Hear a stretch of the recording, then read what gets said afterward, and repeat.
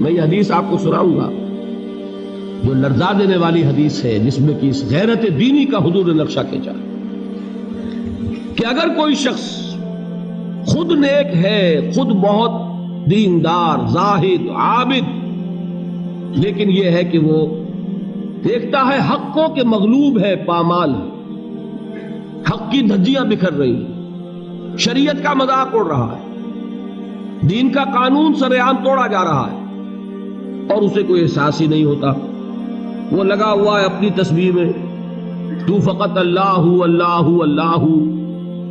اس شخص کا دین میں کیا حکم ہے وہ دو حدیثوں سے سمجھ لیجیے، بلکہ ایک ہی حدیث اس وقت کفایت کر جائے گی، وقت کم ہے۔ حضور فرماتے ہیں، یہ حدیث قدسی ہے، حضور فرماتے ہیں اوحى اللہ عز وجل الی جبرائیل علیہ الصلاۃ والسلام، اللہ تعالیٰ نے حضرت جبرائیل کو حکم دیا کس بات کا؟ ان اقلب مدینۃ کذا و کذا باہلھا، فلاں فلاں شہروں کو، بستیوں کو الٹ دو اس کے رہنے والوں سمیت۔ یہ اللہ کا وہ عذاب ہے جو پوری قوم کی ہلاکت کے لیے، جیسے قوم لوط اور قوم ہود اور قوم صالح جس طرح برباد کی گئی، ختم کی گئی، ویسا عذاب کا حکم اللہ نے دیا کسی بستیوں کے بارے میں۔ قال فقال، حضور نے ارشاد فرمایا کہ اس پر حضرت جبرائیل نے عرض کیا اللہ کی بارگاہ میں، ان فیہا عبدک فلانا لم یعصک طرفۃ عین، اے اللہ میں فلاں بستی کو الٹ دوں، اس میں تو تیرا فلاں بندہ بھی ہے جس نے کبھی پلک جھپکنے جتنی دیر بھی معصیت میں بسر نہیں کی۔ اب نوٹ کیجئے الفاظ، یہ طرفۃ عین عربی میں کہتے ہیں نگاہ کا ادھر سے ادھر ہو جانا، کچھ وقت لگا اس میں، ہم اس کو محاورے میں کہتے ہیں پلک جھپکنا، مفہوم ہے کہ اتنی دیر بھی معصیت میں بسر نہیں کی۔ کہنے والے کون ہیں؟ جبرائیل۔ کیا جھوٹ بول سکتے ہیں؟ مبالغہ کر سکتے ہیں؟ کرائے کے وکیل نہیں ہیں، جبرائیل ہیں، اور کہاں کہہ رہے ہیں؟ اللہ کی عدالت میں، جہاں ابو جہل بھی جھوٹ نہیں بول سکتا۔ قال صوابا، وہاں تو ابو جہل کو بھی بات صحیح کرنی ہوگی۔ اب اگر یہ بات ہے تو ذرا تصور کیجئے ایک شخص کی ذاتی نیکی کا، جس کے بارے میں جبرائیل کی گواہی بارگاہ خداوندی میں یہ ہے کہ اللہ تیرے اس بندے نے تو پلک جھپکنے جتنی دیر بھی معصیت میں بسر نہیں کی۔ اس کا ذاتی کردار، اس کی ذاتی نیکی، اس کی ذاتی دینداری، اس کی عبادت گزاری، اس کا زہد، اس کا تقوی کس درجے کا ہوگا ہم تصور بھی نہیں کر سکتے۔ لیکن اب سنیے، اقلبھا علیہ وعلیہم،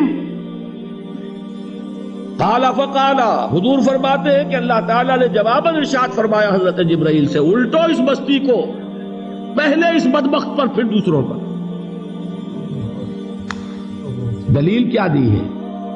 فَإِنَّ وَجْهَهُ لَمْ يَتَمَعَّرْ فِيَّ سَاعَةً قَطْ، یہ چہرے پر جب انسان کے غصہ آتا ہے، خون کھولتا ہے تو رنگ متغیر ہو جاتا ہے، یہ ہوتی ہے حمیت اور غیرت کی نشانی۔ آپ کو کوئی ماں کی گالی دے دے، کیا حال ہوگا آپ کا؟ اگر تو آپ کے جسم میں جان ہے تو جانے نہیں دیں گے۔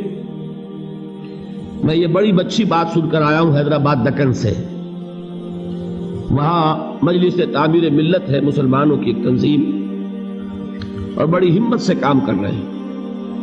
وہ برملا جلسوں میں یہ کہہ رہے ہیں کہ اب ہم نے یہ طے کر لیا ہے، ہمارا اصول یہ ہے کہ کسی کو چھیڑو مت، اور اگر کوئی چھیڑے تو چھوڑو مت۔